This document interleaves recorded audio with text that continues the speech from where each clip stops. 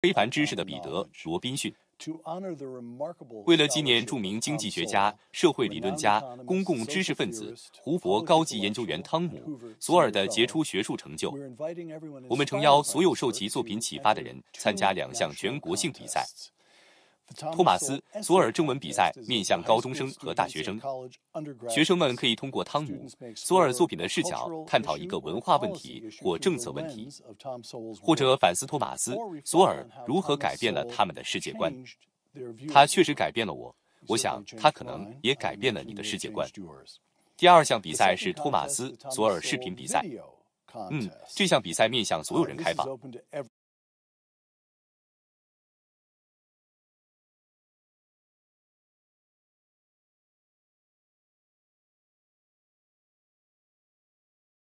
Everybody. It invites short, compelling videos up to 3 minutes that answer the question, what lesson or teaching from Thomas Sowell do Americans most need to learn or remember today? Winners of each competition will receive a $5,000 prize, along with paid travel and an invitation to a special celebration of Thomas Sowell that will take place here at the Hoover Institution on the Stanford University campus. All entries are due by August 31st. Let me repeat that date. That's an important one. All entries are due by August 31st. To learn more and apply, visit hoover.org/Thomas-Sowell-Legacy. hoover.org/Thomas-Sowell-Legacy. Thank you. September 2nd, 1945, aboard the USS Missouri in Tokyo Bay, representatives of the Empire of Japan signed the Instrument of Surrender. 80 years ago this summer, the war in the Pacific, the war that had raged from Pearl Harbor to the Philippines to Hiroshima, finally came to an end. Historians Ian Toll and Jonathan Horn on Uncommon Knowledge now.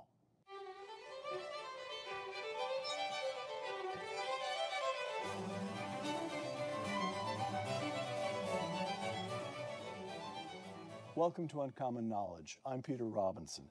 A graduate of Yale, Jonathan Horn served as a speechwriter and special assistant to President George W. Bush. Since leaving the White House, Mr. Horn has established himself as a historian and author. His books include Washington's End and The Man Who Would Not Be Washington, his best-selling biography of Robert E. Lee. Published this past spring, Mr. Horn's newest book, The Fate of the Generals, MacArthur, Wainwright, and the Epic Battle for the Philippines. A graduate of Georgetown and the Kennedy School at Harvard, Ian Toll served first as a financial analyst in New York State and the federal government before devoting himself to the writing of history. First, Mr. Toll published 6 frigates, the epic history of the founding of the U.S. Navy. Then he published his classic Pacific War trilogy. I have the first volume here. Pacific Crucible, this volume, The Conquering Tide, and The Twilight of the Gods. Ian and Jonathan, thank you for joining me. And I have to admit, I may as well just admit it, I'm in awe. Writing history is hard. Writing prose is hard. Writing beautiful prose in works of history is the supreme accomplishment. And I'm talking to 2 men who've pulled it off. From Ian Toll's Pacific Crucible, by 8:10 a.m. on December 7th, 1941, just minutes after the first bombs and torpedoes had struck the ships lying in Pearl Harbor, the main battle force of the Pacific Fleet was crippled. And then, beginning just hours after the raid on Pearl Harbor, land-based bombers and fighters of the Imperial Japanese Navy launched a tightly choreographed aerial blitzkrieg against American and British bases throughout the region. Ian, we grow up learning about the attack on Pearl Harbor. In 2 hours, some 2,400 Americans killed, some 21 American ships, and about 350 American aircraft damaged or destroyed. But the attack on Pearl Harbor represented just one item in the much larger Japanese offensive. Can you take us through the the scope of those first days? Sure. Well, the Japanese objective in declaring war, attacking us, attacking Great Britain on the same day, ultimately was to get access to the oil fields of Borneo and Sumatra. They had an oil problem. And so their idea was to essentially launch a southern offensive, an amphibious naval air offensive, which would take the Philippines, Malaya, and clearing the way for them to get to those oil fields. So the attack on Pearl Harbor really was for the purpose of knocking out our fleet to protect their left flank on this southern offensive. And they launched a punishing offensive across the entire region, destroying about half of American air power in the Philippines on the very first day of the war, landing in Malaya, very quickly wiping out the RAF, and then ships bringing troops quickly came in behind to land beachheads on those places, and really sort of sweeping all before them. So it was an extraordinarily fast and successful offensive across the entire Western Pacific. So, question for both of you is, 1941, Japan, population 71 million, just over half as big as the 133 million of the United States. Japan's productive capacity, different ways of measuring this, but you peg it at about 1/10 that of the productive capacity of the United States. What were the Japanese thinking?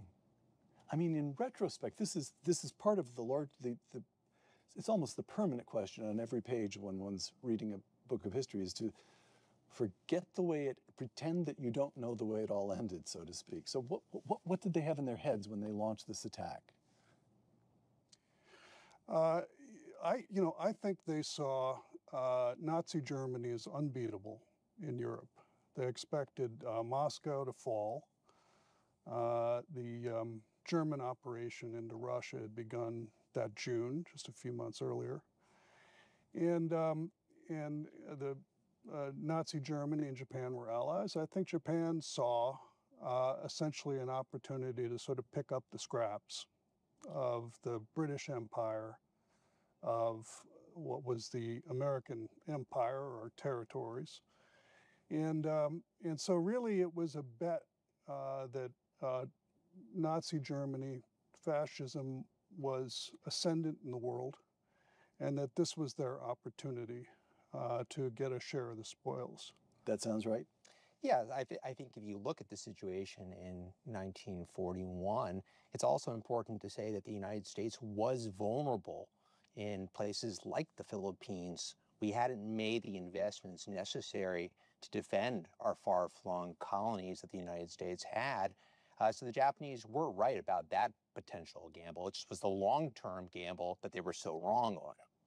Okay, so again, I want to stay for just a moment on the sort of the initial impact, the initial collision. Scott, and let me show you a brief video clip.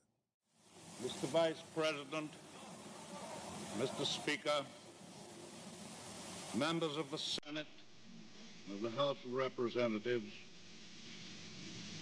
yesterday, December 7th, 1941, a date which was in infamy.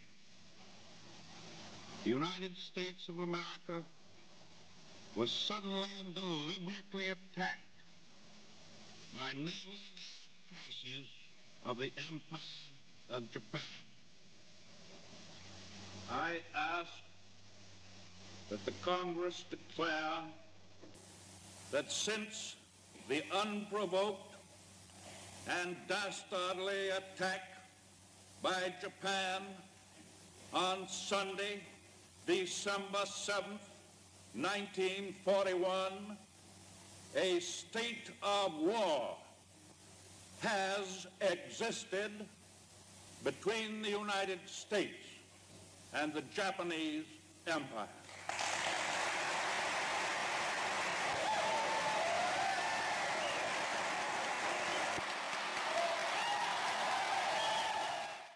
what I find so striking about that, first of all, Jonathan, you and I were both speechwriters. FDR was really good. He commanded that chamber. So there's something about from the get-go, you have a sense that, and it may be worth saying because we've been through a quarter of a century of presidencies that in one way or another proved unsuccessful. It may be worth saying then that you have the sense that from the very get-go, the country has a leader. But what I find even more striking, is the hoops and hollering and cheers at the end. Did they know what they were getting into? Did they have any notion of the price we would pay in the Pacific? Well, I think at that point, the overwhelming emotion in that chamber was anger, absolute rage, and a determination that Japan would pay. And what was really extraordinary about that moment was that it represented the collapse literally overnight of the isolationist movement in the United States, which was very strong. It had strength in both parties. It had strength in every region. It's particularly strong in the Midwest, but it was a very important movement, which in some ways was even gaining strength, you might say, in the fall of 1941. And part of the reason that the attack on Pearl Harbor was such an extraordinary miscalculation was that the Japanese didn't consider at all that one of their greatest assets, perhaps, this was true of the Germans as well, was the fact that the American people were divided over the prospect of entering the war, bitterly divided. And this attack, because it was a surprise attack, because it destroyed our Pacific fleet in our Pacific stronghold, essentially just altered those politics about as dramatically as you possibly could imagine, thus solving for FDR his biggest problem, which was how to unite the American people, not only to get a declaration of war through Congress, but to really unite the country and mobilize it for war. So what we see in that video, FDR walks, well, he's helped into, we don't see him struggling because of course he'd had polio. We don't see that. But we see him in a chamber that is unified in a way that 48 hours earlier would have been all but unimaginable. Absolutely. Absolutely, yeah. There was one dissenting vote in the House. Who was that? Was that Jeanette Rankin? Jeanette Rankin, exactly. Yes, that's right. Okay. And it was unanimous in the Senate. One last question about the very onset. As you've made clear, and we'll come to the Philippines in a moment, this also will illustrate the point. The Japanese had this worked out. This was a massive operation across tens of thousands of square miles, and it moved fast and proved extremely successful. How could our intelligence have failed to pick it up? I would say what's interesting is if you look at American war planning, right, in the years before World War II, right, we did anticipate that if we had a war with Japan, we would have a disaster in the Philippines. It was pretty clear we had a colony on the other side of the Pacific Ocean, but we were unwilling to make the investments necessary to be a great power to be able to defend that colony. And in the event of war with Japan, that means that our soldiers in the Philippines will be the ones who end up paying a terrible cost when war comes with Japan. Mm-hmm. So we knew that much. All right, let's go now to the attack on the Philippines. Within hours of attacking Pearl Harbor, the Japanese bombed American planes and military installations in the Philippines, just as Ian said a moment ago. An archipelago of 7,000 islands in the Western Pacific. Spain had ceded the Philippines to the United States in 1898 after the Spanish-American War. Describe the American presence in the Philippines the day before the Japanese attacked, and also the country's strategic importance. Why did we even want it? Whether we should make the Philippines a colony was actually controversial in American politics from 1898 on, as I recall. Give us the background before the Japanese attack. Right, and it's interesting to know that Arthur MacArthur, note that last name, the father of Douglas MacArthur, actually led the very first American troops into the city of Manila in 1898 during the Spanish-American War.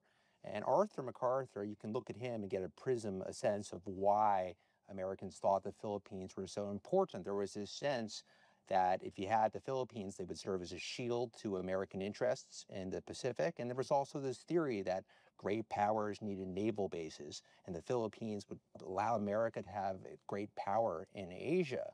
But that only worked, of course, if you were willing to make investments necessary to be a great power. And in the end, very quickly, Army strategists looking at the Philippines realized that instead of being a shield for American interests in the Pacific, the Philippines is actually our heel of Achilles. That's the term that Teddy Roosevelt himself comes to use to describe the Philippines, because it's a major vulnerability, because in the event of war with Japan, you can just look at the geography. Look how close the Philippines are to Japan. Look how far American reinforcements will have to sail across the Pacific Ocean to come to the rescue of the Philippines in the event of war. And you can see a disaster is brewing. Now, there is a plan that American strategists come up with in the years before World War II. This is called War Plan Orange. The forces are going to retreat to the Bataan Peninsula, and they're going to... Just outside of Manila. Right, and it's a little stubby piece of land between the South China Sea and Manila Bay, and you're going to hold out there for as long as you can until forces, maybe from Pearl Harbor, are able to sail across. Right, and that's even... But strategists knew this didn't really make sense. The math didn't add up.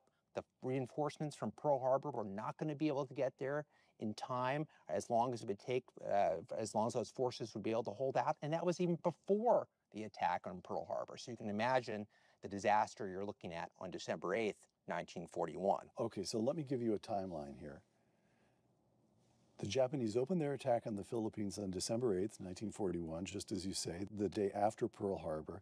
It's actually the same day, but it's a different date because of the international date line.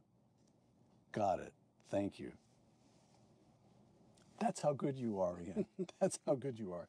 By the end of the month, American and Filipino troops have withdrawn from Manila to the Bataan Peninsula, so War Plan Orange is in effect. MacArthur himself, commanding officer of American forces, withdraws further, leaving Bataan for Corregidor Island, a fortress island in the middle, so to speak, of Manila Bay. Correct me if I got the timeline wrong. In March, General MacArthur leaves his command for Australia, a point to which we will return. In April, American and Filipino forces in Bataan surrender, and in early May, the Japanese open an assault on Corregidor Island, by then the last American stronghold. On May 6th, General Jonathan Wainwright, one of the two generals you write about here, on May 6th, General Wainwright surrenders Corregidor, ending organized resistance to the Japanese. This is one of the worst American military defeats in American history. Why did the defeat prove so bitter?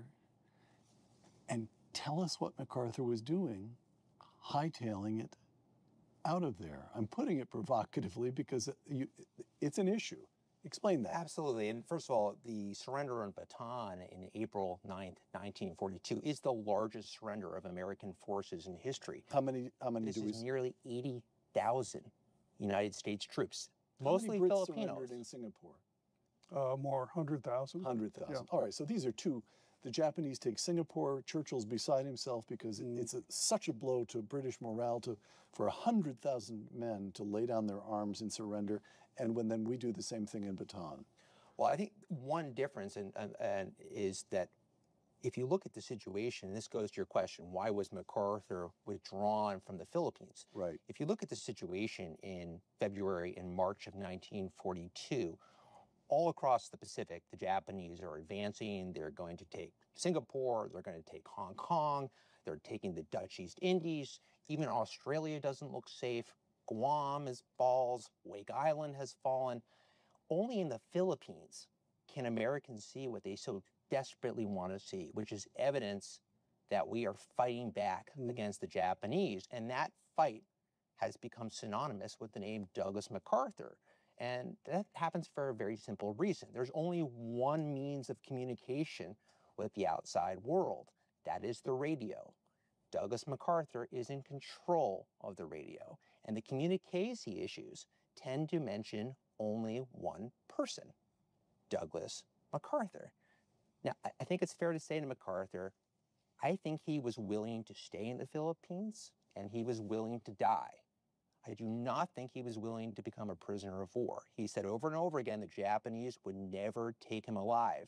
And they ultimately didn't take him alive because a decision is made in Washington to order MacArthur out of the Philippines.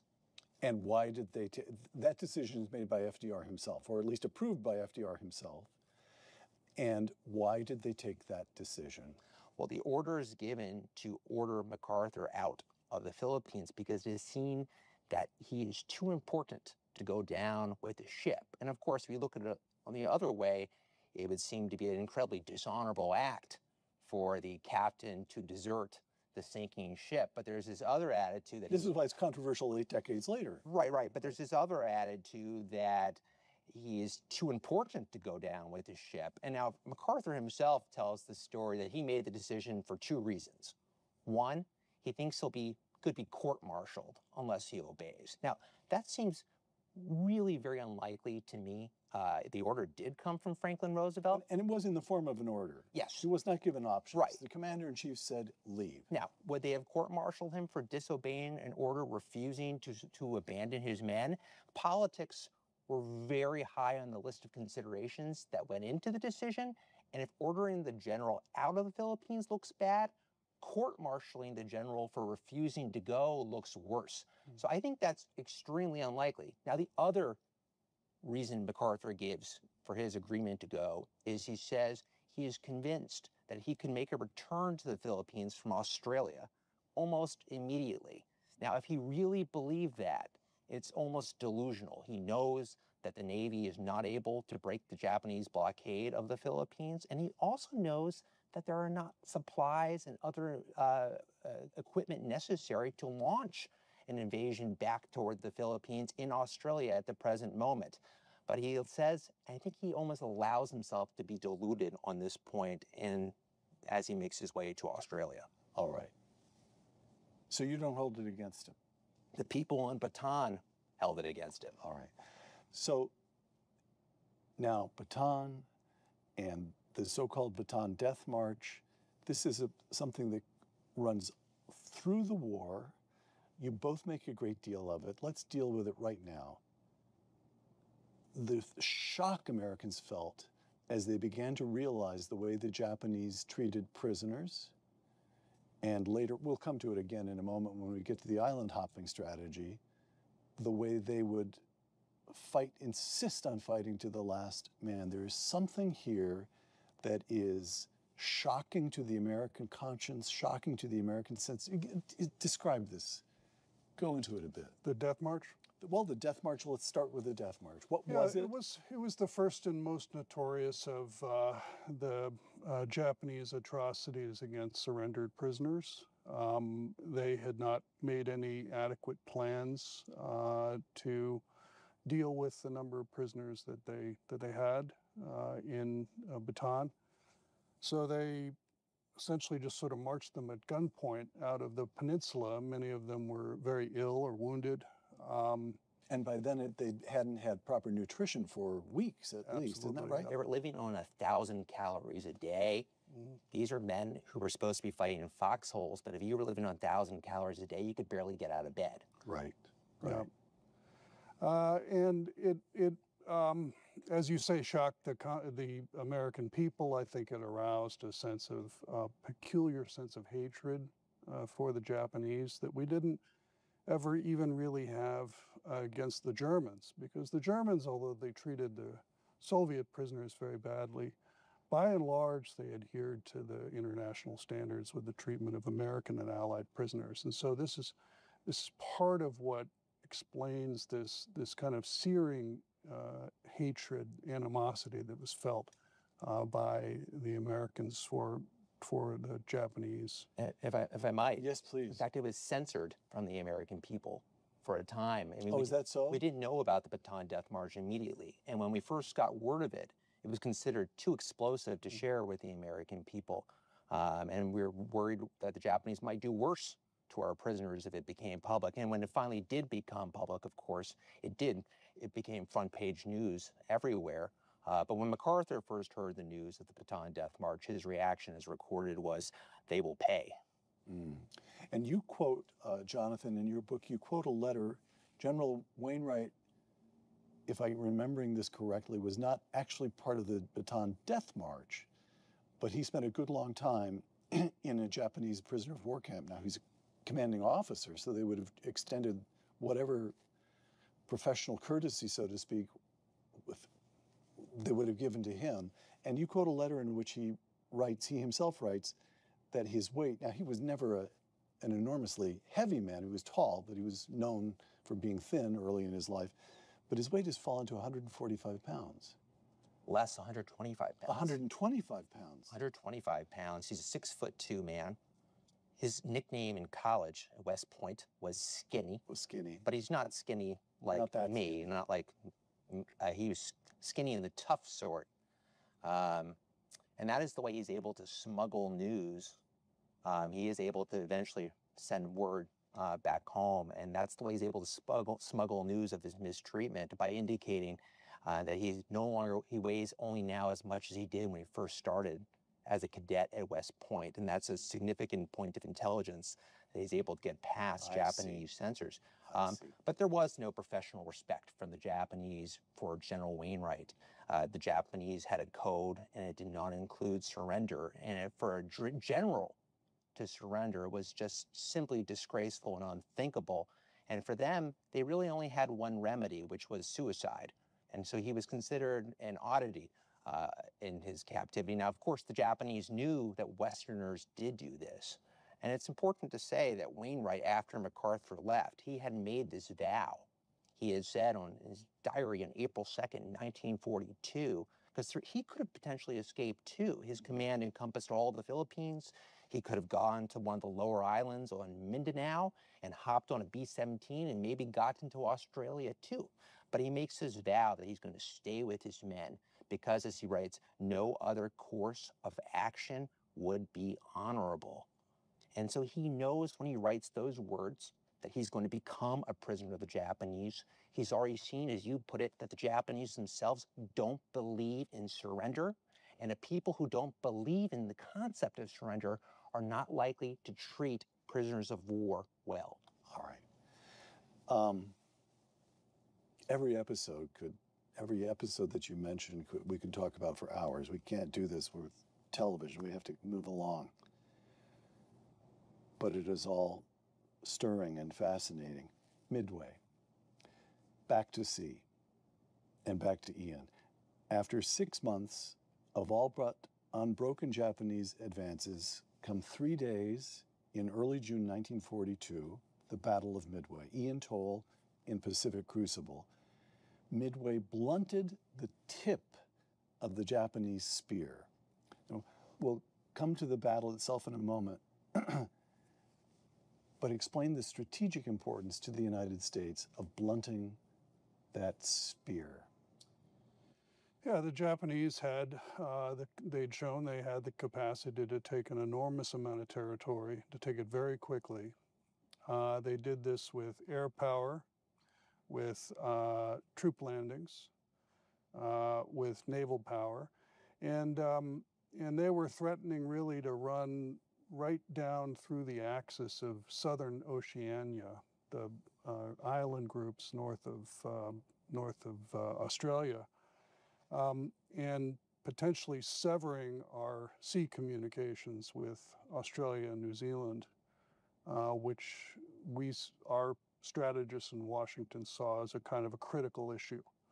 We needed to maintain those places as places where we could rebuild our military power for the eventual counteroffensive that MacArthur would lead in the South. And so blunting the tip of the spear meant essentially getting rid of some of their aircraft carriers, that was the tip of the spear, their ability to strike across great distances with these very, very adept carrier air groups. And we knocked out 4 of their best fleet carriers with all of their airplanes in that battle. It was a very near-run battle, wasn't it? It was. There was a lot of contingency, as the historians call it, a lot of luck. A lot of luck. A lot of. So could I ask just a background question to that battle? Yeah. Why didn't we wait longer? Why didn't we build more carriers, amass more force? As you point out very clearly, yeah, our naval command wanted to attack fast. Yeah. In some ways, whether we were ready or not. Yeah. Why?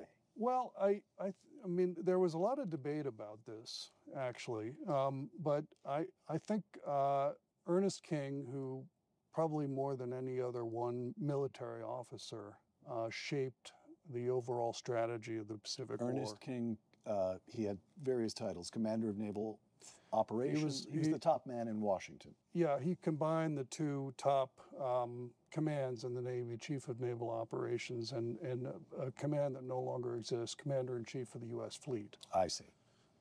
So he wore 2 hats and kept a very low profile. In fact, is largely forgotten by history, but he really had a sort of blueprint for what we were going to do in the Pacific. And he wanted to get the war underway early because he wanted to essentially try to hit the Japanese before they had a chance to really dig in. I see. And I think it was partly about it was considerations of morale,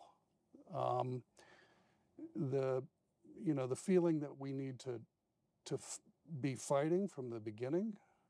Our aircraft carriers had survived the attack on Pearl Harbor just because of an accident. They happened to not be in port. And we had what was really an extraordinary intelligence coup by intercepting and decoding enough of the Japanese plans that we were able to anticipate this move against Midway. And Nimitz was able to use that intelligence. Nimitz was? Chester Nimitz was the commander of the Pacific Fleet. And he was in Pearl Harbor. In Pearl Harbor, So yes. the major figures, well, there are a lot of important figures, but the 2 major figures would be Ernest King, Yep. Admiral King here in Washington, Right. and then Admiral Nimitz in Pearl Harbor. His subordinate, that's right. Right. Theater commander in the Pacific. And so Nimitz, with this gift of essentially knowing most of what the Japanese plan was to move against Midway, which is this little atoll at the end of about 1,000 miles from Hawaii, was able to position his 3 aircraft carriers, was all he had, to launch a sort of a punishing surprise attack on the Japanese task force while their planes were away bombing Midway. And he essentially was able to sort of use this intelligence in order to put our carriers into a position to win what was a pretty chaotic battle. So we had intelligence, but it still came down to luck. Or luck played an element. Why? Well, I mean, it was, we might not have found the carriers. Many of the search planes that went out flew the wrong headings and missed them entirely.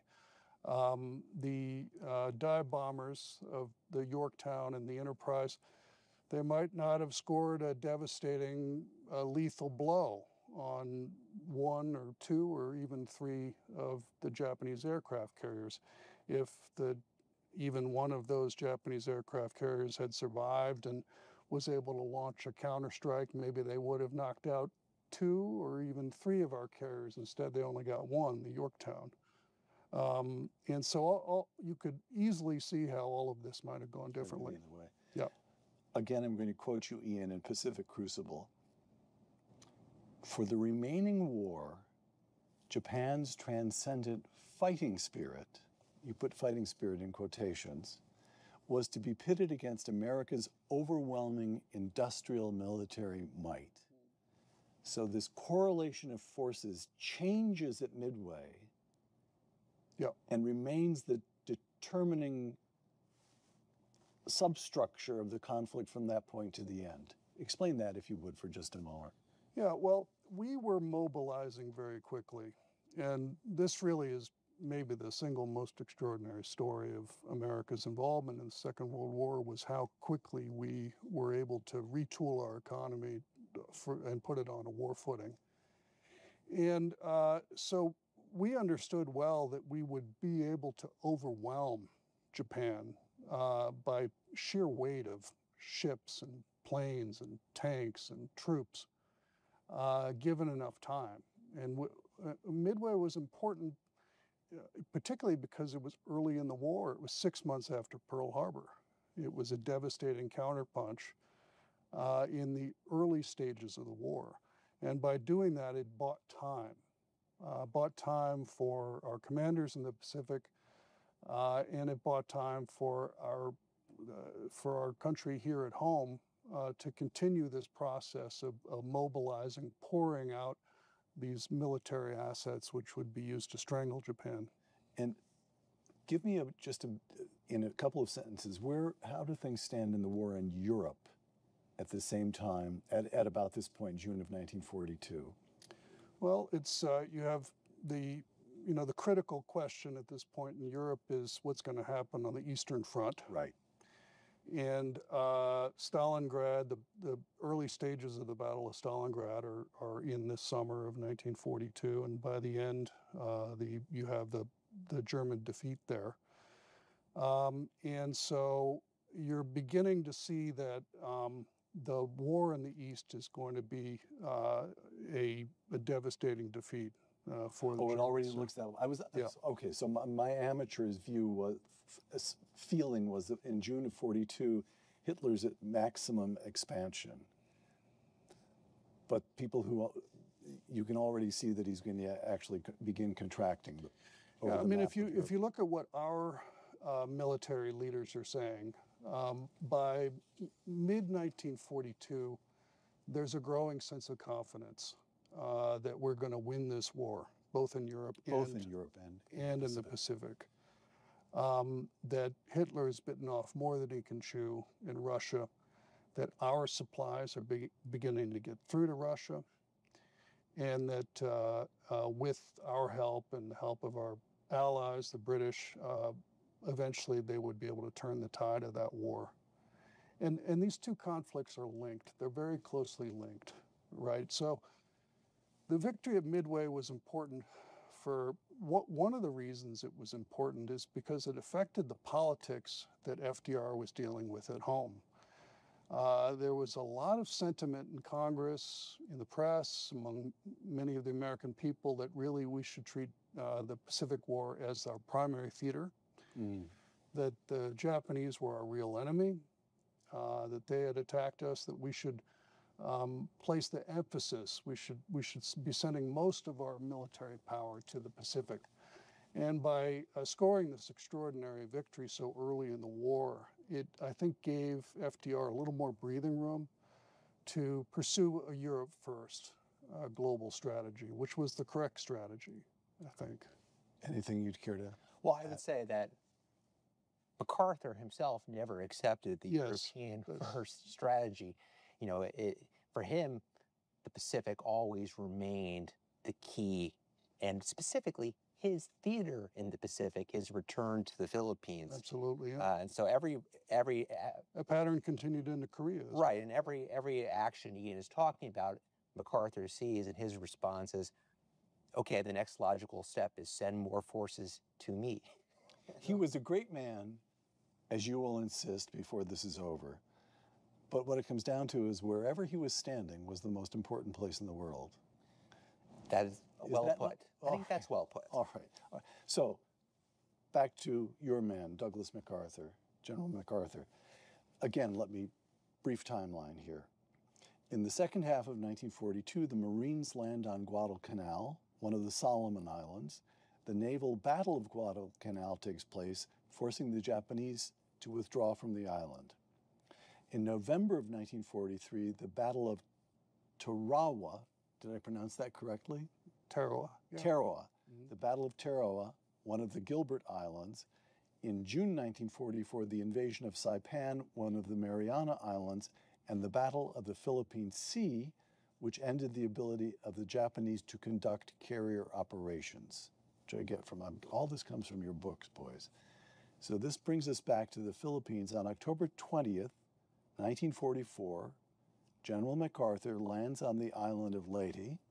Did I pronounce that correctly? Leyte, yes. Leyte, fulfilling his vow to return. The famous news camera footage, MacArthur wading ashore. On October 23rd to 26th, the Battle of Leyte Gulf takes place, the largest naval battle of the war. Jonathan MacArthur demanded full operational control of both the Army and the Navy refused. Explain. And this is the moment, of course, tell us what was involved in the recapture of the Philippine Islands, but this is the moment to sketch out the character and person of General MacArthur. Well, first of all, I think you have to say that even months before this return to the Philippines was no certain thing. There were other people, including Admiral King especially, who believed that returning to the Philippines was a mistake. We were advancing along two axes. The Navy was taking the central axis across the Pacific, and MacArthur was coming up through New Guinea toward the Philippines. And you can see them, they're coming together toward a point. They're both headed toward the Philippines, but there's some attitude that the Philippines should be bypassed. And by that, meaning don't fight a battle there, just leave the Japanese forces occupying the Philippines to rot on the vine, as it's said. The Philippines were nothing but trouble in the first place, from a military point of view. And, well, but they were also American soil. All right. And this is where Douglas MacArthur's vow to return becomes so important, because when he reached Australia in 1942, he makes this vow, I shall return. I said to the people of the Philippines whence I came, I shall return. Of course, those are three of the most famous words in American history. And people always say, why didn't you say, we shall return? But the answer is it would have made no sense, because America was still in the Philippines when he left the Philippines. But it really is a personal vow. And in fact, there's this letter from George Marshall. George Marshall, Chief of Staff, Army Chief of Staff, yes. Running things from Washington. Right. In 1944, as this debate is happening about whether to go to Taiwan or to the Philippines. And George Marshall writes, we all have to remember what our great objective is, which is defeating Japan. And here is the Army Chief of Staff needing to remind the most important Army commander in the Pacific what the great objective is. It's defeating Japan. And MacArthur himself admits, that is not my primary objective. My primary objective is to return to the Philippines. And he even says that in his memoir, well afterwards, that had always been his primary objective. We had a moral vow to return because we had failed the people of the Philippines, we had failed our prisoners of war on the Philippines, and he felt America had been forced out at the point of a bayonet, and we had to return the same way. All right. Let's take the Philippines by sea, and we'll come back to land. The Battle of Leyte Gulf. 4 days, some 300 ships, some 200,000 sailors, staggering in scope. Give us a paragraph or two overview of the mass of this battle and explain the significance. Yeah, well, it really was several different battles that got grouped into this heading, Battle of Leyte Gulf. Somewhat of a misnomer in that no part of the battle took place in Leyte Gulf. It took place all around the Philippines. Probably would have been better to call it the Naval Battle of the Philippines, but that ship sailed long ago. It was really the last concerted Japanese effort to bring about a big naval battle, which they hoped to win, in the hopes that that would then trigger the end of the war through some sort of a negotiated settlement. They didn't want to settle into a war of attrition. They wanted to force a major, decisive conflict. Is that roughly correct? They recognized that they were being overpowered by a bigger, stronger country, and they had their historical precedent of the Russo-Japanese War, in which they had scored this extraordinary victory, wiping out the Russian fleet at the Battle of Tsushima, this Russian fleet that had sailed all the way around the world. And that year is? It's 1905. And then that's followed by negotiations in Portsmouth, New Hampshire, in which President Theodore Roosevelt is mediating between them, and a peace treaty is struck. Roosevelt wins the Nobel Peace Prize for that. So in the minds of the Japanese, they really, this history was very much in front of mind for them. And so they knew that they needed eventually some sort of a negotiated peace treaty with the Americans. And what they hoped to do is score another Tsushima, essentially, another devastating naval victory that then would open the way to negotiations and the end of the war. Many of the fleet commanders who were involved in sailing this large Japanese fleet into battle are very pessimistic about their chances, and yet they feel that the honor of the Japanese Navy really requires them to fight this battle. And the result is a pretty devastating defeat. It really is the last. They were right to be pessimistic. They were right to be pessimistic, but it was also a large and chaotic naval battle. Many different things happened. There was an attack on a task force just north of Leyte, surprise attack by the biggest battleships in the world, and all of that was due to a sort of a controversial decision by Admiral Halsey to go north, chase after another Japanese task force. Essentially, he took the bait. It was the first kamikaze attacks, the first organized kamikaze attacks occurred during this battle. There was every kind of naval fighting. There was the last battle line fight, in the fight between battleships in the Battle of Surigao Strait.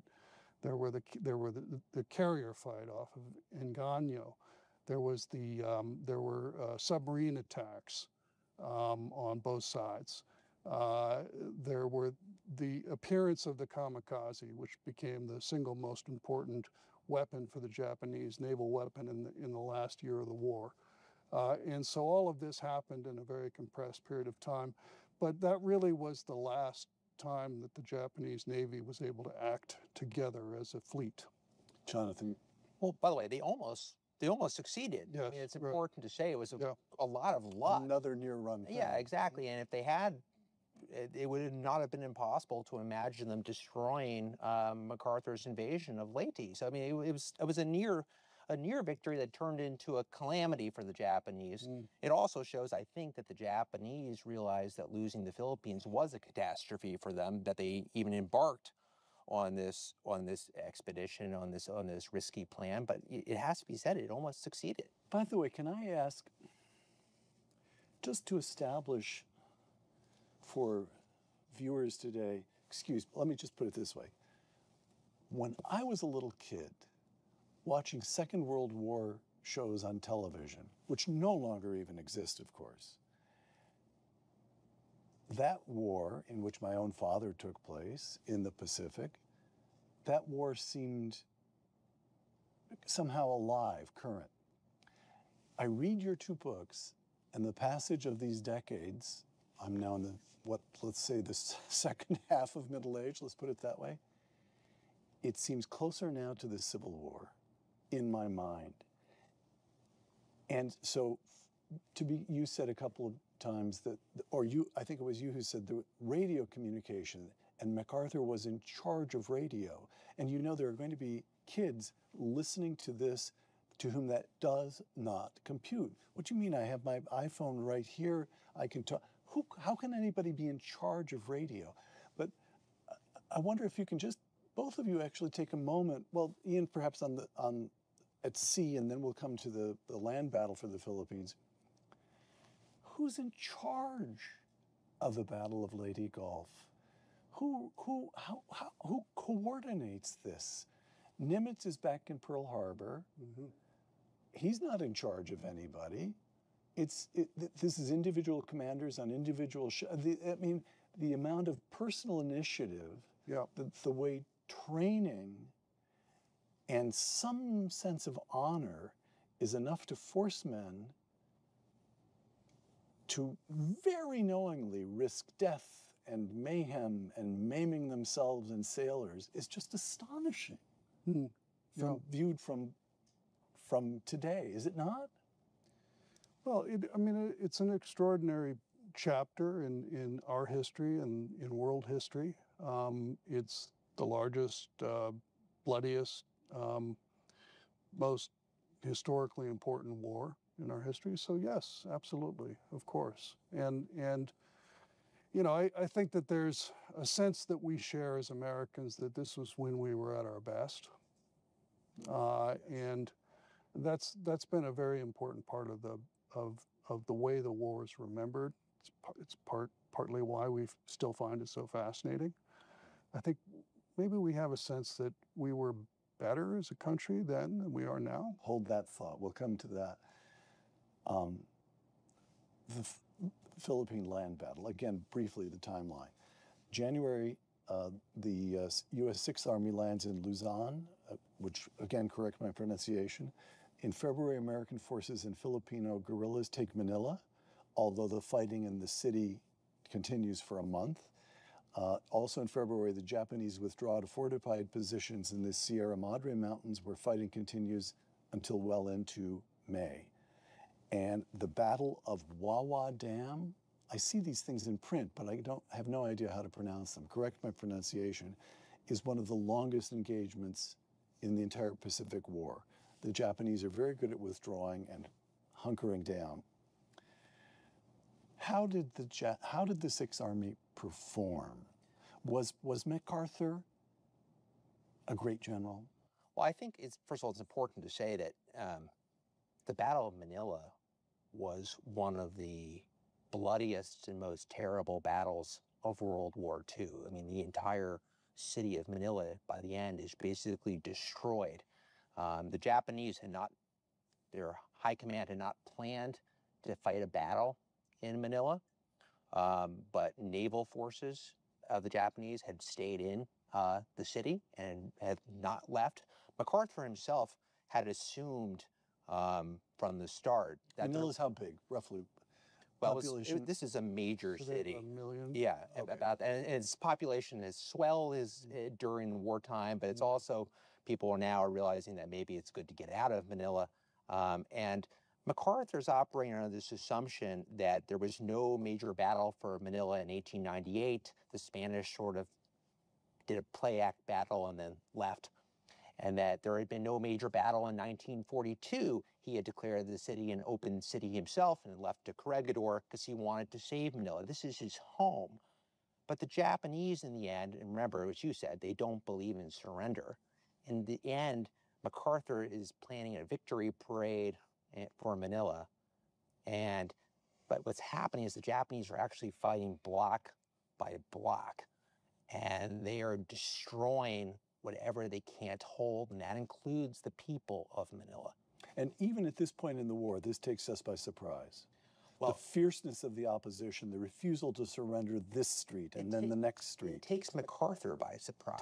And I think this is a pattern that happens with MacArthur over and again, with him sort of ignoring intelligence, being told there are more forces on Luzon than you know about, and him underplaying it, being certain that the Japanese won't make a stand in Manila, but they do make a last stand in Manila, and the result is absolute catastrophe.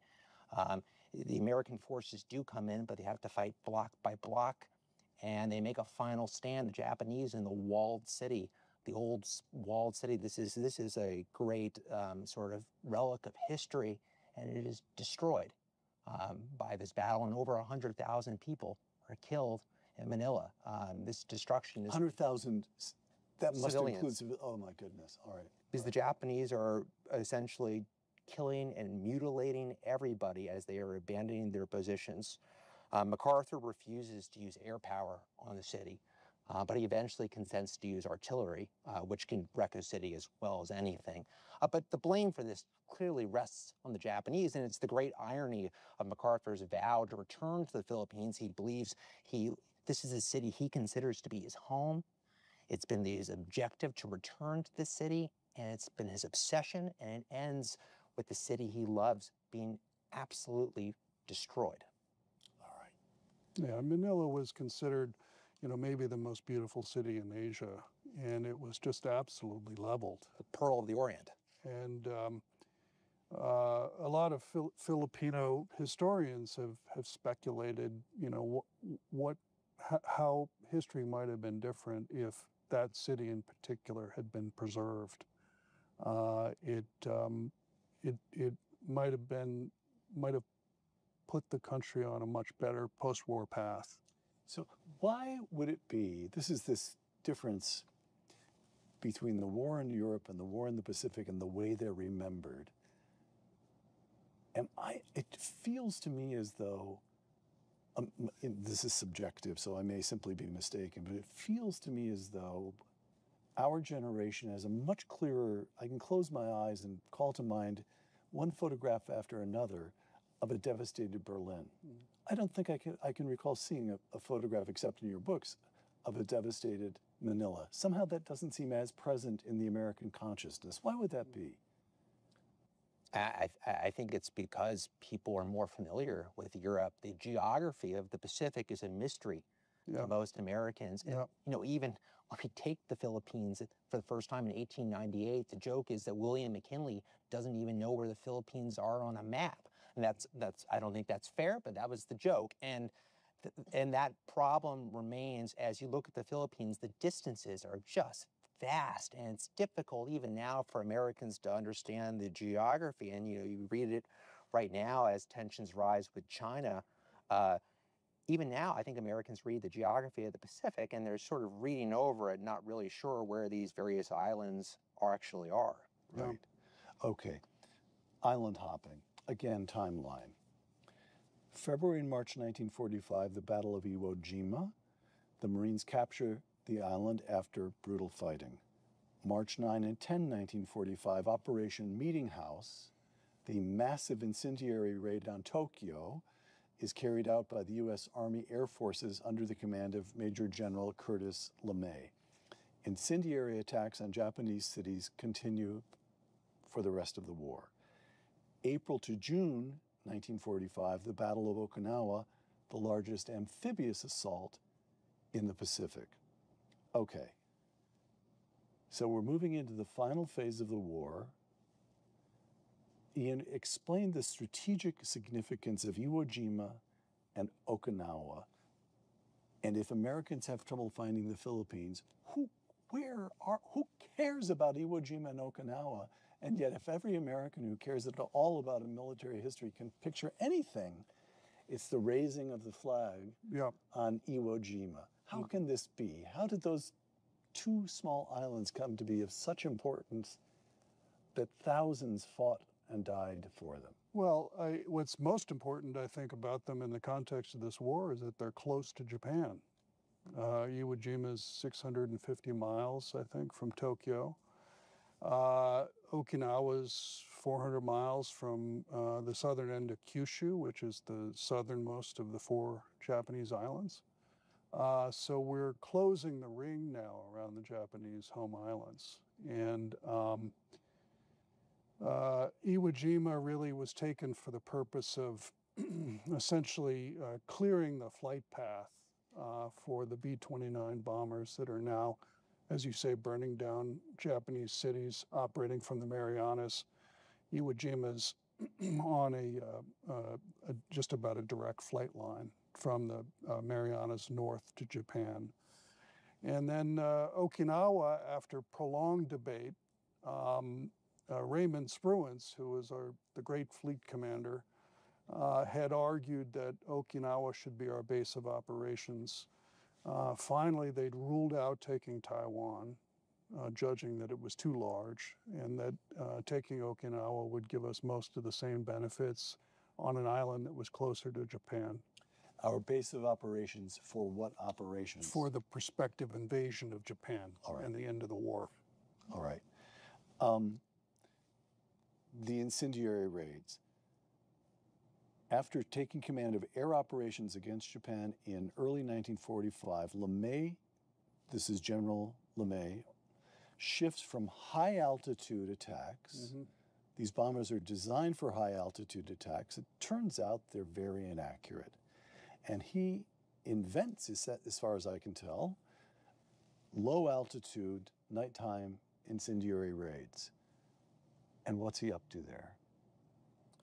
Well, they were just adapting to the use of this new plane, the B-29, the biggest military aircraft that had ever gone into general production.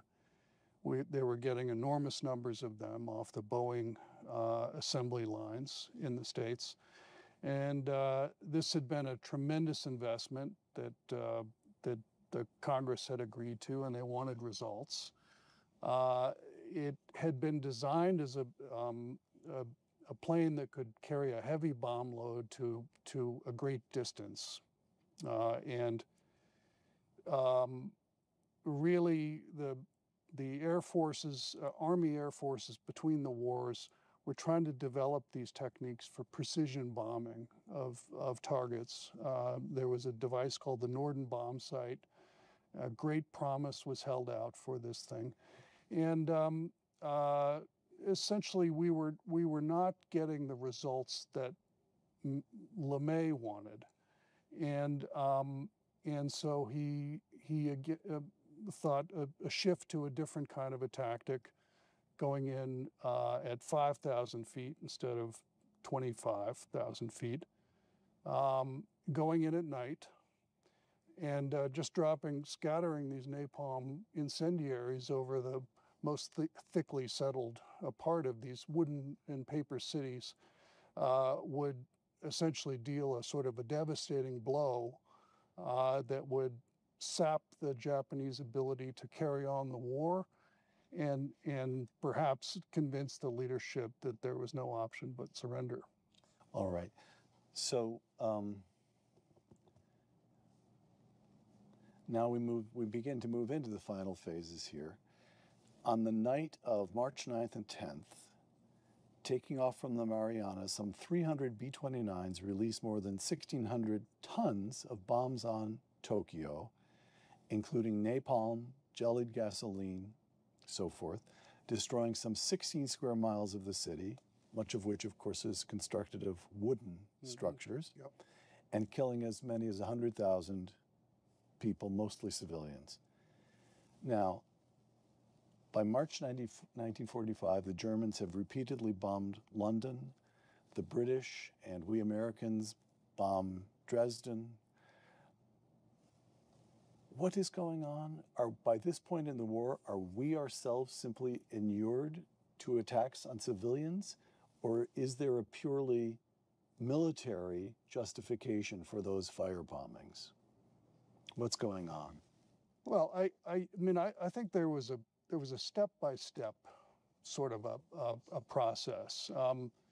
Prior to the war, our government and our military had been very emphatic that air power should not be used to hit civilian targets. And it had taken really a very strong stand on the ethics and the morality of bombing civilian targets. As you say, the Germans bombed the hell out of British cities during the Blitz, arousing a very understandable feeling among the British people that they wanted retribution for that. when we got into the war against Germany, we were trying to destroy their ability to their war machine by hitting plants. So, you go from trying to hit precision factories, bridges, railheads. The next step is, well, let's hit the worker housing around the plants in order to dehouse them, was the term. And then from there, you go to the step of, let's just start bombing these cities. And then you take the final step, which I know we're anticipating, which is, well, if you have one bomb that can do the job, you've already been doing it with these incendiaries. Why not just do it with one bomb? And so it was, the point is that you would not have gone from 0 to 4 on that scale. It had to be a step-by-step kind of a thing. And this is in the context of a tremendous war, a brutal war in which atrocities have been committed, and a sense by 1945 that we needed to end this thing as quickly as possible. That all sounds right to you. Yeah, I think you also have to look at the situation, which is there are costs to not taking these measures as well, which is these things aren't happening in a vacuum. There are people all across Asia are suffering at the hands of the Japanese. They're carrying out massacres and atrocities wherever they have gone. And if we are headed toward a discussion, I assume, of the atomic bomb. We're recording, we'll release this on the 80th anniversary of, it'll be in August. Right. So there will be a lot of talk about this. There was no option on the table that wasn't going to include huge amounts of casualties. I mean, these would have been American casualties if they had invaded. It would have been Japanese civilians. It would have been, and so Churchill, I think, puts it best in his history of World War II, which is there really wasn't a decision to make about the atomic bomb. We think back and say there must have been this decision, but there was really no decision. It was always known it was going to be used if it could be used, and it would have been a massive scandal if we had had a weapon like that and we hadn't used it. We had sent huge numbers of Americans. Let me return to that. Yeah. So the timeline here, August 6, 1945, the United States drops an atomic bomb on Hiroshima. 70 to 80,000 are killed instantly. By the end of the year, radiation sickness raises the toll to about 100,000. Note, by the way, that 100,000 had already died in 2 nights of firebombing in Tokyo. Right. On August 9th, the United States dropped an atomic bomb on Nagasaki. Some 40,000 die instantly. By the end of the year, the death toll rises to 70,000. I should note that these figures, there are differing estimates and so forth. There's a lot of guesswork involved. Right. Yeah. And on August 15th at noon, Japanese time, the Jewel Voice broadcast, permitting his subjects to hear his voice for the first time, the Emperor Hirohito announces that Japan has surrendered. All right, let me give you, it'll take a moment to set this up, but I'd like to set it up because every American has to think this through. And I'm just fascinated to hear what professional historians make of it. 2 quotations. The first comes from the British philosopher Elizabeth Anscombe.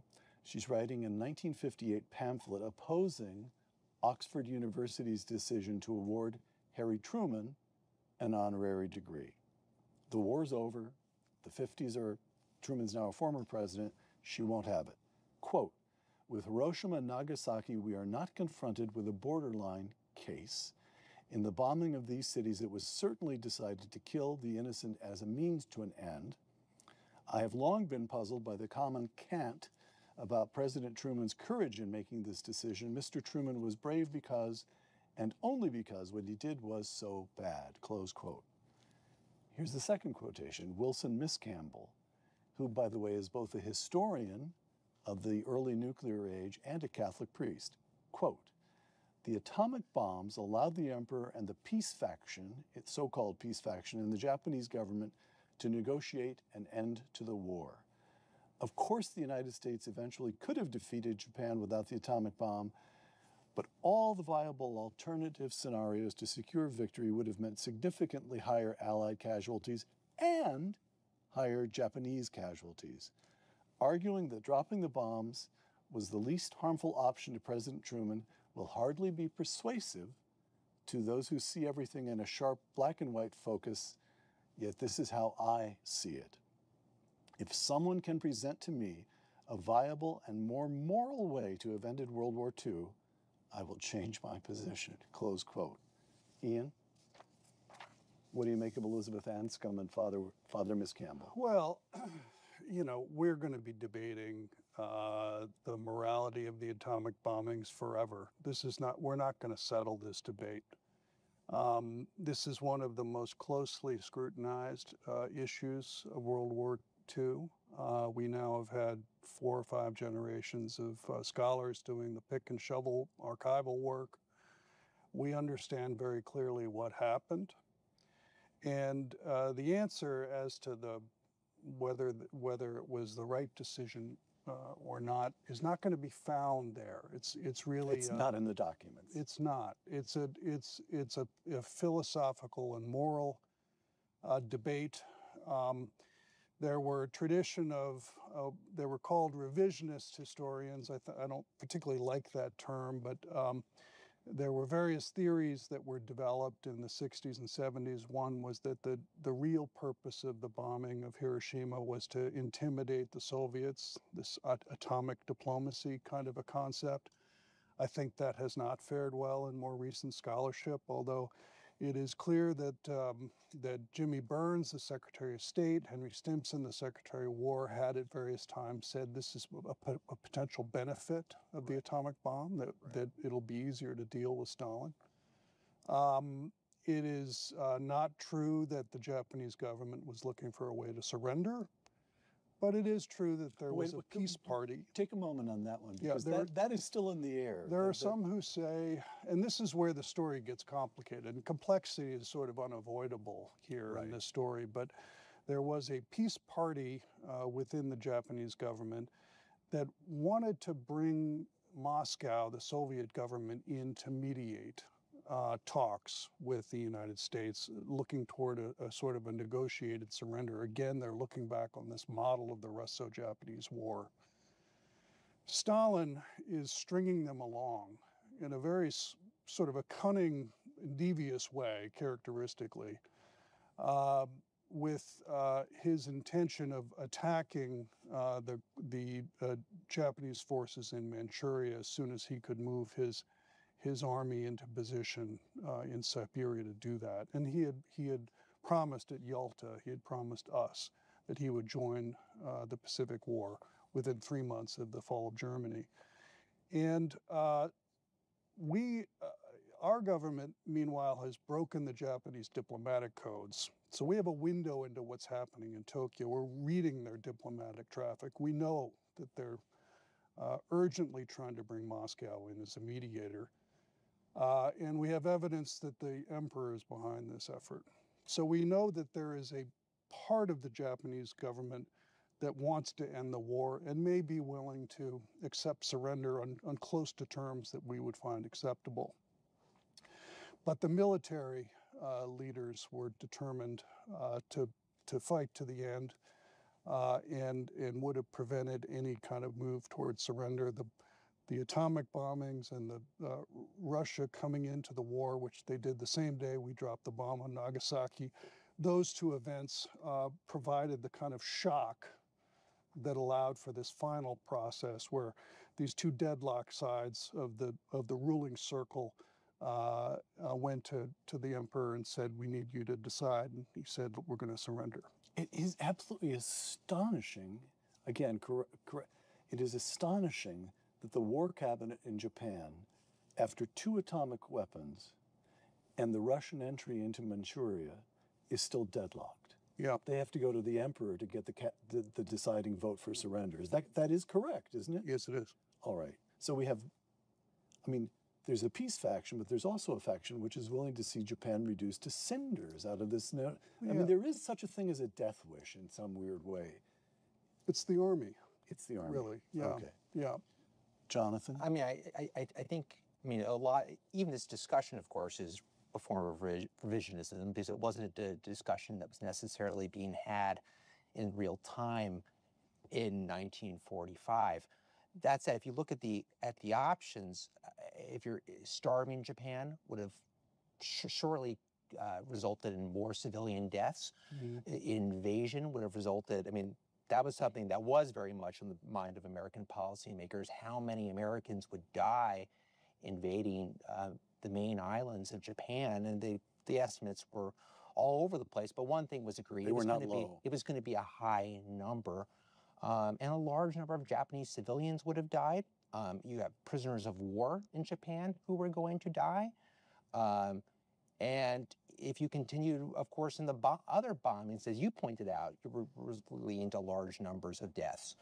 So there was no way, if you think about it, that this decision, and again, it was sort of just taken.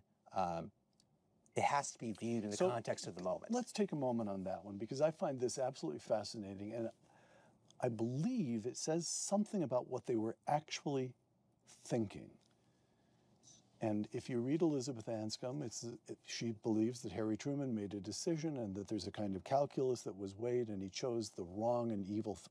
But that isn't the way it happened. Isn't that correct? We know that. The peculiar thing is that after the war, Harry Truman did take responsibility and said he made the decision.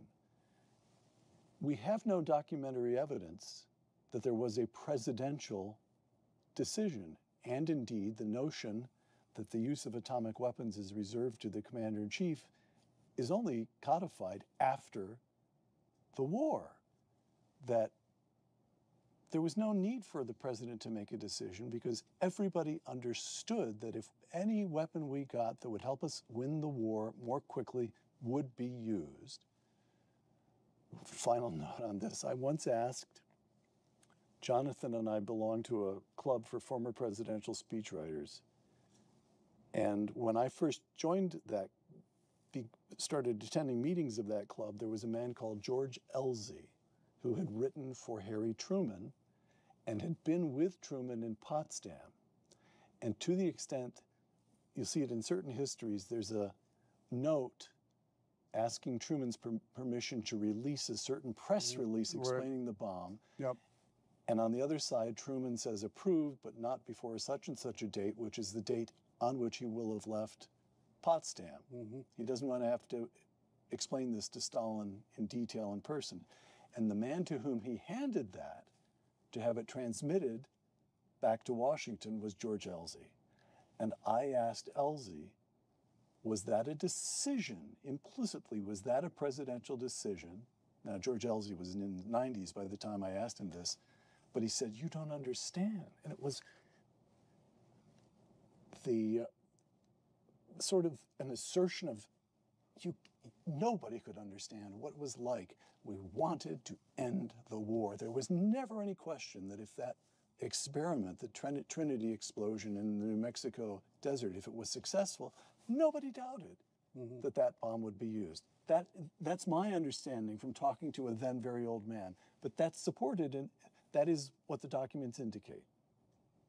Yeah, there was only one written order to drop the atomic bombs, and that was written by George Marshall's deputy in Washington, Governor Handy. But Truman ordered the use of atomic bombs. He did it verbally to Henry Stimson, the Secretary of War.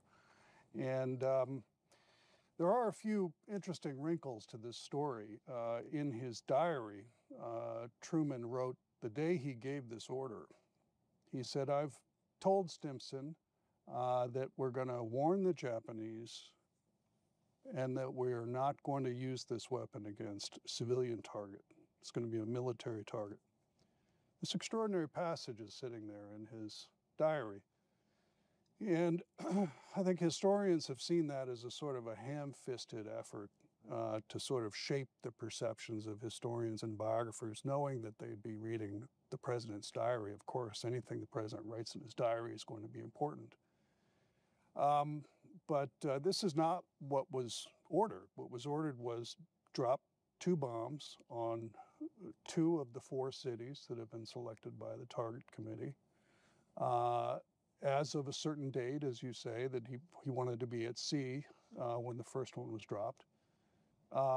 and then that order was put in writing in Washington, and it was carried out. And so, what's Truman doing there? I mean, is it just an effort to sort of shape the way historians? Obviously, that wasn't going to work.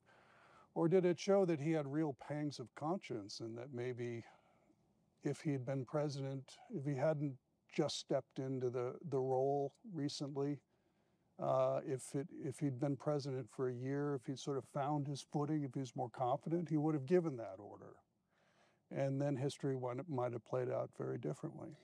Can you imagine the scandal if Americans had carried out this invasion of the main islands of Japan, and it had gone anywhere close to how we think it might have gone, with huge numbers of casualties, and then the American people had discovered we had an atomic bomb? In the 1945 calculus, it would have been the largest scandal in the history of the United States. All right. Can I ask one other point about all of this? Again, these are just amateurs' thoughts. You guys are professionals.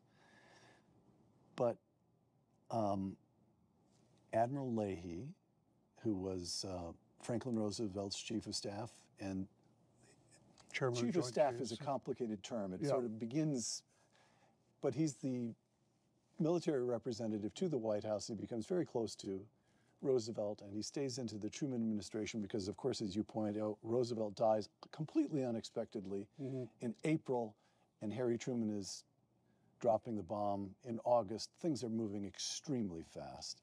So Leahy's on hand. Admiral Leahy and Dwight Eisenhower both, in later years, said that they opposed the use of the atomic bomb. And Edward Teller, who spent his final years at the Hoover Institution and was on the Manhattan Project, he appears in the movie Oppenheimer, not he, but someone playing him. Edward Teller told me to my face that what he wanted to do, what he told everybody at the Manhattan Project we should do, was drop an atmospheric demonstration over Japan. As far as I can tell, these are three redoubtable figures.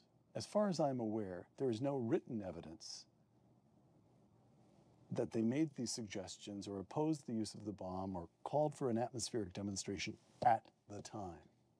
Is that correct? There was the suggestion of using the bomb on a non-city, I believe. Oh, is that so? It was dismissed as basically. It was dismissed. It was thought that it would not be effective. It would not send the right message to the Japanese. Yeah. Yeah, no, it's a very tangled story. You see, in this, you'll see Stimson at various times saying we should demonstrate the bomb. Stimson was Secretary of War. Secretary of War. You'll see Truman agreeing with these suggestions. So it really is, as you say, these events are compressed in time. There's a lot happening at the same time around the world. You have the war ending at the same time. The post-war order is being born. So there's a tremendous amount of important diplomatic work that's happening. And furthermore, they didn't quite know what the bomb was. No, you're right. I think that there was a sort of a sense that this is the next step. We've already been burning down these cities. Now we can do it with one plane, one bomb. It's just the next step. And it wasn't really until afterward, in retrospect, that it became clear, actually, this is something new. This is different. This is a different category.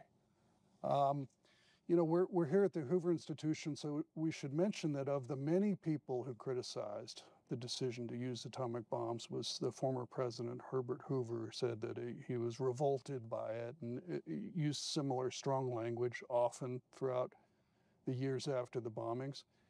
And it wasn't just Leahy and Eisenhower. It was Ernest King. It was Chester Nimitz. King as well? Absolutely. King and Nimitz as well. Yep. Well, in private, they didn't publicly the way Eisenhower and Leahy criticized, but in private, they made it clear that they regretted the use of the atomic bomb against a city. MacArthur did too. MacArthur did too. MacArthur said that I think he used very strong language, again in private, But they even William Halsey, kill the extremely Japs, aggressive, kill Japs, yes. kill more Japs. Right. He said it was a mistake. So the military leadership of the United States, I would say you could almost say that the top echelon of the military retrospectively regretted the use of the bomb against a city. But Ernest King and Chester Nimitz were not saying it was a mistake to use the bomb. They should have let us invade. No, they were. I believe that they thought it was unnecessary. And you know, the thing is that it is quite possibly true that Japan would have surrendered without the use of the atomic bomb. It would have taken longer. And, you know, even an additional 2 weeks in the war, Stalin might have swept into Korea. He wanted Hokkaido, the northern island of Japan.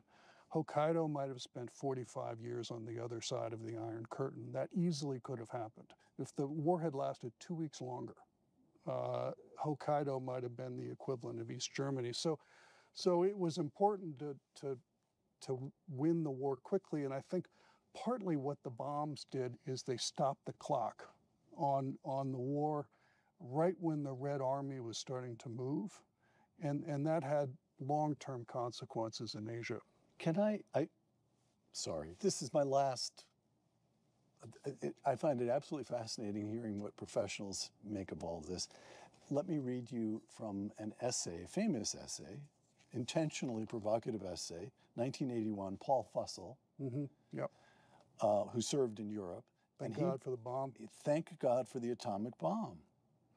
And he's responding here to a comment by the late economist, now late economist, John Kenneth Galbraith, that dropping the bombs made a difference in Japanese surrender, and Galbraith said of at most 2 or 3 weeks. Okay, here's Fussell. During the time between the dropping of the Nagasaki bomb on August 9th and the actual surrender on the 15th, not 2 weeks, but less than that, the war pursued its accustomed course. On the 12th of August, 8 captured American flyers were executed, heads chopped off.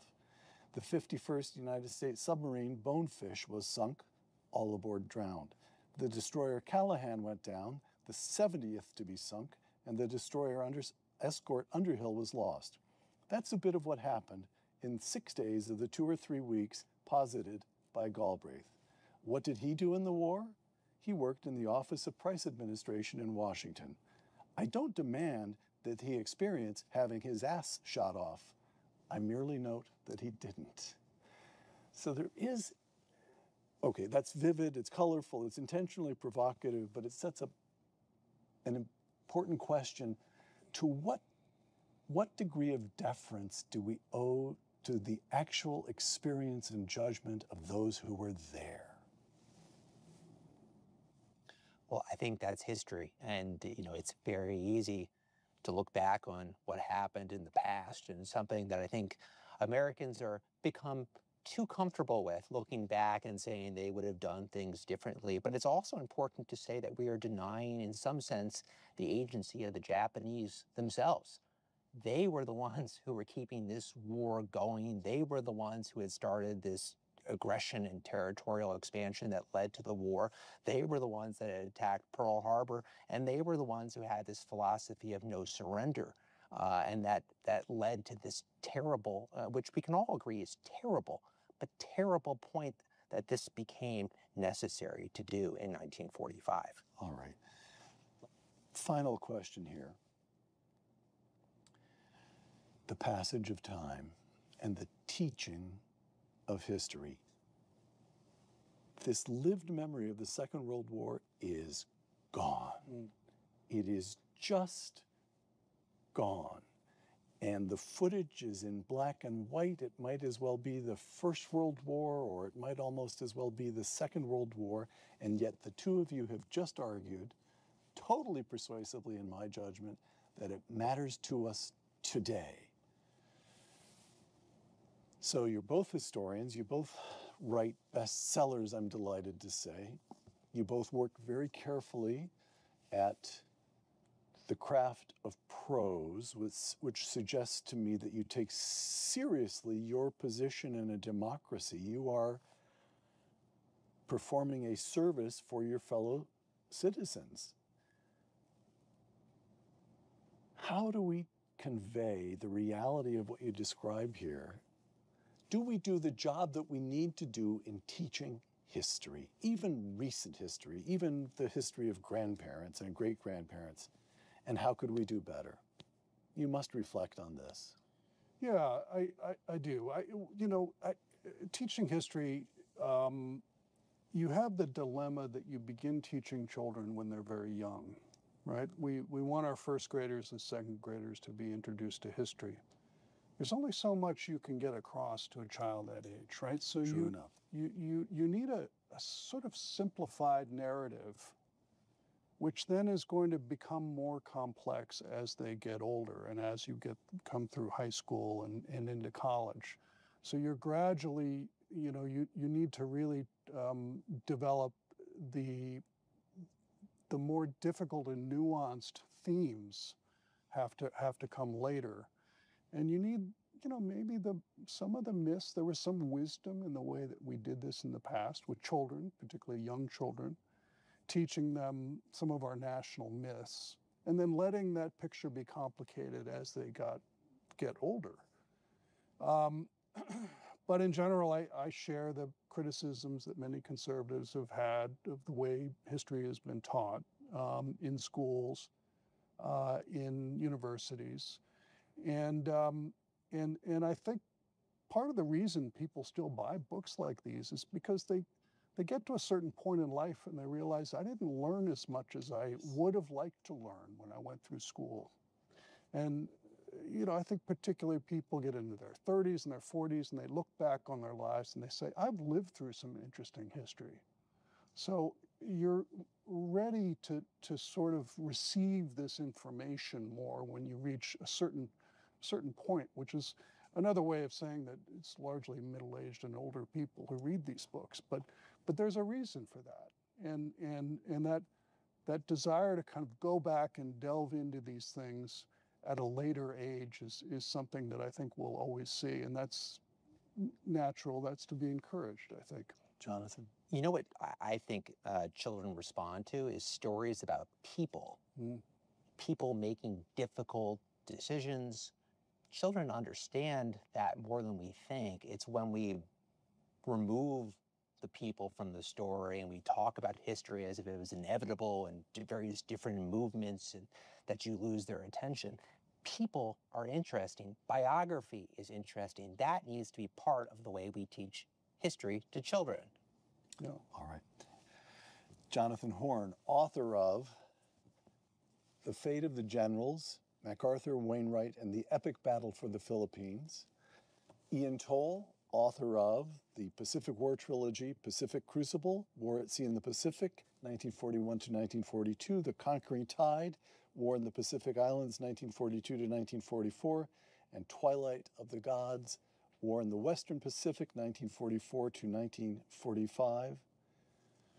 I'm in awe of you to get the facts right and the prose, to make the prose beautiful, and you both pull it off. Ian, Jonathan, thank you. Thank you, Thank Peter. you. For Uncommon Knowledge, the Hoover Institution, and